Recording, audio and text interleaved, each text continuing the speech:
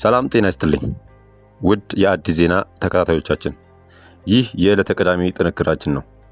ከሁሉ አስቀድመን ከልብ የከበረ ሰላምታችንን ከያላችሁበት ይድረሳችሁ እያልን ወደ ዝርዝር መረጃዎቻችን ከማለፋችን በፊት በቅድሚያ ዋና ዋናዎችን እንጠቁማችሁ። ተጠርጣሪዎቹ በቁጥጥር ስር ውለዋል። የኢትዮጵያ ኦርቶዶክስ ተዋሕዶ ቤተክርስቲያን በቅድስት ቤተክርስቲያን ላይ በወንጀል የሚያስጠይቅ ድርጊት ፈጽመዋል ያለቻቸውን ግለሰቦች በቁጥጥር ስር እንዲውሉ አድርጋለች። እንመለከተዋለን። የትግራይ ዳኞች በክፍያና በነጻነት እጦት ስራቸውን ለቀቁ። ብርቱካን ተመስገንን ጨምሮ በሽብር ወንጀል ተጠርጣሪዎች ላይ የ12 ቀን የምርመራ ጊዜ ተፈቀደ። በአዳማ ሳይንስ ቴክኖሎጂ ዩኒቨርሲቲ ተቀጥሮ የሚሰሩ የአንዳንድ የህንድ ዜጎች ፎርጅድ ዶክመንት ሲዳሰስ በሰፊው ይዘነዋል። ይህንን ጨምሮ ኢሰማኮ በሰሜን ኢትዮጵያ ጦርነት ከመኖሪያቸው የተፈናቀሉና ወደ ቀድሞ መኖሪያቸው የተመለሱ ተፈናቃዮች ለተለያዩ የሰብአዊ መብቶች ጥሰቶች መጋለጣቸውን አዲስ ባወጣው ሪፖርት ማሳወቁን፣ እንዲሁም በኦሮሚያ ክልል ምዕራብ ሸዋ ዞን ሚታ ሩቢና አቡና ግንደበረት ወረዳዎች ትላንት ንጋት ላይ በመንግስት ጸጥታ ኃይሎችና በኦሮሞ ነጻነት ሰራዊት መካከል የተደረገው ውጊያም አለ። እሱን እናሰማችኋለን። አብራችሁን እንድትቆዩ የድጋሚ አክብሮት ግብዣችን ነው።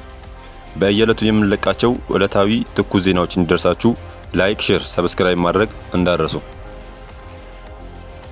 ተጠርጣሪዎቹ በቁጥጥር ስር ውለዋል።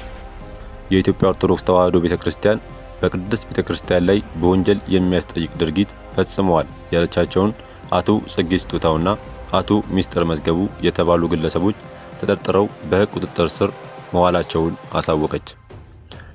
የቤተክርስቲያኗ የሕግ ባለሙያዎች አብይ ኮሚቴ ራሳቸውን መሪጌታ ጽጌ ስጦታውና መሪጌታ ሚስጥር መዝገቡ ብለው የሚጠሩ ግለሰቦች በቅድስት ቤተክርስቲያን ሥርዓት እምነት ላይ በወንጀል የሚያስጠይቅ ድርጊት ፈጽመዋል በሚል ተጠርጥረው የወንጀል አቤቱታ ቀርቦባቸዋል ሲል አሳውቋል። በዚህም የፌዴራል ወንጀል ምርመራ ቢሮ በዛሬው ቀን ተጠርጣሪዎችን በሕግ ቁጥጥር ስር በማዋል የወንጀል ምርመራውን በማጣራት ላይ እንደሚገኝ ገልጿል። ከግለሰቦቹ በተጨማሪ እንዳልካቸው ዘነበ የተባለ ግለሰብ በተመሳሳይ ከዚህ ቀደም በቤተክርስቲያኗ ላይ ፈጽሞታል ተብሎ በተጠረጠረበት ስም ማጥፋት በቅርቡ በፖሊስ ቁጥጥር ስር ውሎ ቃሉን ሰጥቶ በዋስትና መለቀቁንና በአቃቢ ሕግ በኩልም የወንጀል አቤቱታ ክስ ቀርቦ በሂደት ላይ ይገኛል ሲል አሳውቋል። የትግራይ ዳኞች በክፍያና በነጻነት እጦት ስራቸውን ለቀቁ። በትግራይ ክልል በዚህ ዓመት ብቻ 138 ዳኞች በዝቅተኛ ክፍያና በዳኝነት ነጻነት እጦት ምክንያት ስራቸውን መልቀቃቸውን የክልሉ ዳኞች ማህበር አስታወቀ። የማህበሩ ፕሬዝዳንት አቶ ዳዊት ኃይለሥላሴ ለአሃዱ ሬዲዮ በሰጡት መግለጫ በክልሉ የዳኞች ደህንነትና ነጻነት አሳሳቢ ደረጃ ላይ መድረሱን ገልጸዋል። በተለይም የዳኞች ያለመክሰስ መብት አለመኖር ለሙያዊ ነጻነታቸው እንቅፋት እየሆነ መምጣቱን ተናግሯል። አቶ ዳዊት አክለውም ዳኞች በቂ የሆነ የኑሮ ዋስትና የሚሰጥ ክፍያና ጥቅማጥቅም እንደሌላቸው ጠቁሟል። ይህ ሁኔታ ብዙ ባለሙያዎች ራሳቸውንና ቤተሰባቸውን ማስተዳደር ባለመቻላቸው ስራቸውን እንዲለቁ እያስገድዳቸው መሆኑን ገልጸዋል። ከዚህ በተጨማሪም ዳኞች ከውጭ አካላትና ከመንግስት ተቋማት ከፍተኛ የሆነ ጣልቃ ገብነት እንደሚደርስባቸውና በነጻነት እንዳይሰሩ ጫና እንደሚደረግባቸው ተናግረዋል። የፍትህ አካላት መዳከም በክልሉ የሕግ የበላይነት ላይ አሉታዊ ተጽዕኖ ሊያሳድር እንደሚችል ስጋት ያደረባቸው የማህበሩ ፕሬዝዳንት መንግስት ችግሩ ከመባባሱ በፊት በአስቸኳይ መፍትሄ እንዲሰጥ ጠይቀዋል። ብርቱካን ተመስገንን አስመልክቶ በመገናኛ ብዙሃን ከተላለፈው ሐሰተኛ ዘጋቢ ፊልም ጋራ በተያያዘ ብርቱካን ተመስገን፣ ነብዩ ጡመ ልሳን የኢቢኤስ ቴሌቪዥን ስራ አስኪያጅ፣ ታሪኩ ኃይሌ የአዲስ ምዕራፍ ፕሮግራም ዋና አዘጋጅ፣ ደረጀ ሉቃሌ፣ ህሊና ታረቀኝ፣ ንጥረ ደረጀ እና መታገስ አለሜ በሽብር ወንጀል ተጠርጥረው የፌዴራል ከፍተኛ ፍርድ ቤት አንደኛ የጊዜ ቀጠሮ የወንጀል ችሎት ማቅረባቸው ይታወሳል። ፖሊስ ባለፈው ቀጠሮ በተሰጠው 14 ቀን ተጨማሪ የምርመራ ጊዜ ያከናወናቸውን ተግባራት ዛሬ ለፍርድ ቤቱ በዝርዝር አቅርቧል። የምርመራ ስራውን በሰውና በሰነድ ማስረጃ በስፋት ለማጣራት ቀሪ የፎረንሲክ እና የቴክኒክ ምርመራዎችን ለማጠናቀቅ እንዲችል 14 ተጨማሪ ቀናት ይፈቀድልኝ ሲልም ፍርድ ቤቱን ዛሬ ጠይቋል። የተከሳሽ ጠበቃዎች በበኩላቸው ተጠርጣሪዎቹ ቋሚ አድራሻ ያላቸውና መረጃም የማያጠፉ መሆናቸውን ጠቅሰው የዋስትና መብታቸው ሊከበር ይገባል ሲሉ ተከራክረዋል። ፖሊስም ተጠርጣሪዎቹ የዋስትና መብት ቢፈቀድላቸው መረጃ ሊሰውሩ እንደሚችሉና ምስክሮችንም በጥቅም በመደለል ሊያሸሹብኝ ይችላሉ ሲል ጠቁሟል። የፌዴራል ከፍተኛ ፍርድ ቤት ልደታ ምድብ አንደኛ ጊዜ ቀጠሮ ችሎትም ፖሊስ ቀሪ ስራዎችን እንዲያጠናቅቅ ተጨማሪ 12 የምርመራ ቀናት ፈቅዷል። በአዳማ ሳይንስና ቴክኖሎጂ ዩኒቨርሲቲ ተቀጥሮ የሚሰሩ የአንዳንድ የህንድ ዜጎች ፎርጂድ ዶክመንት ሲዳሰስ ቅጥር ለማግኘት ለዩኒቨርሲቲው ሰራተኞች የ2 ወር ደሞዝ የሚሰጡ አሉ።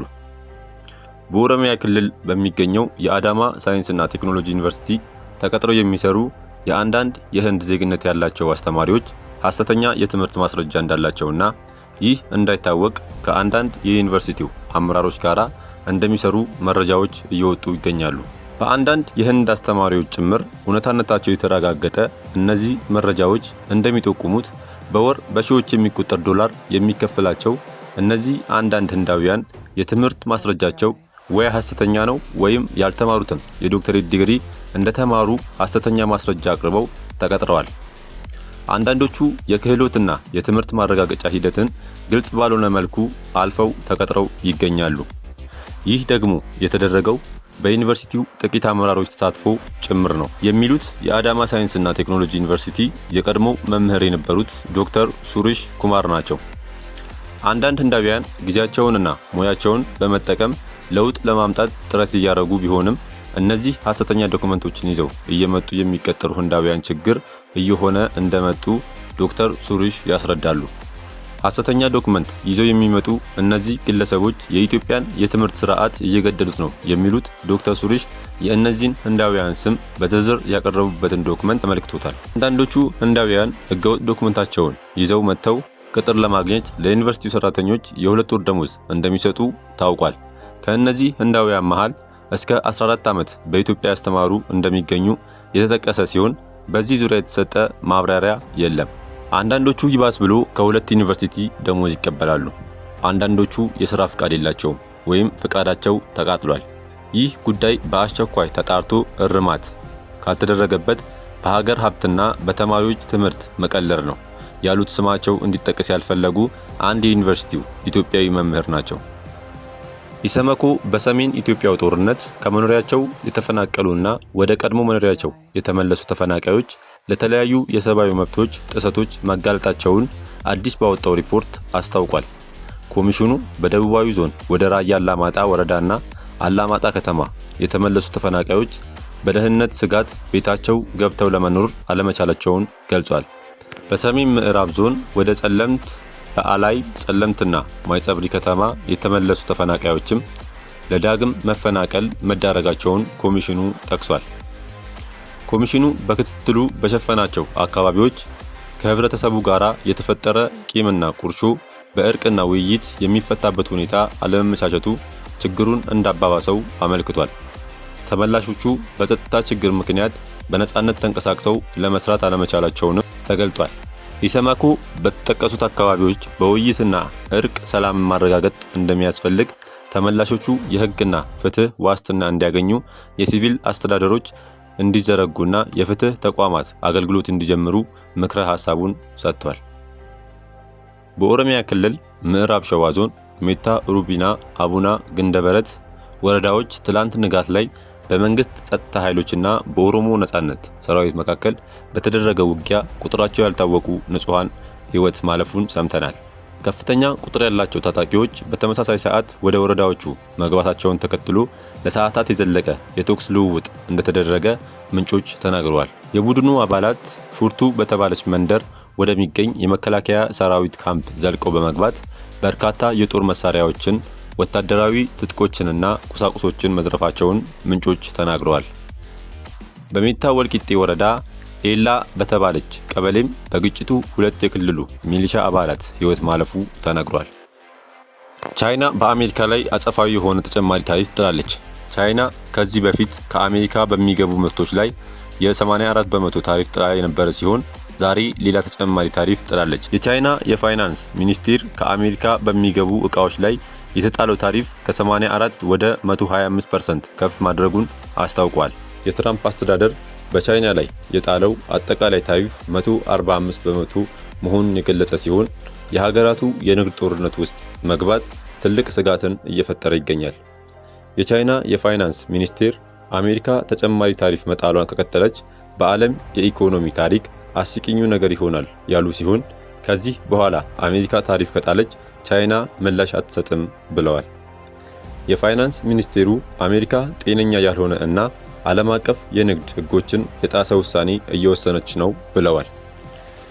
ሚኒስቴሩ አክለውም አሁን ባለው የታሪፍ ምጣኔ ከአሜሪካ ወደ ቻይና የሚገቡ ዕቃዎች ገበያ አይኖራቸውም ያሉ የቻይና የንግድ ሚኒስቴር ቃል አቀባይ ደግሞ ቻይና ከአሜሪካ ጋር በእኩል ተቀምጣ ለመደራደር ዝግጁ መሆኗን ገልጸዋል።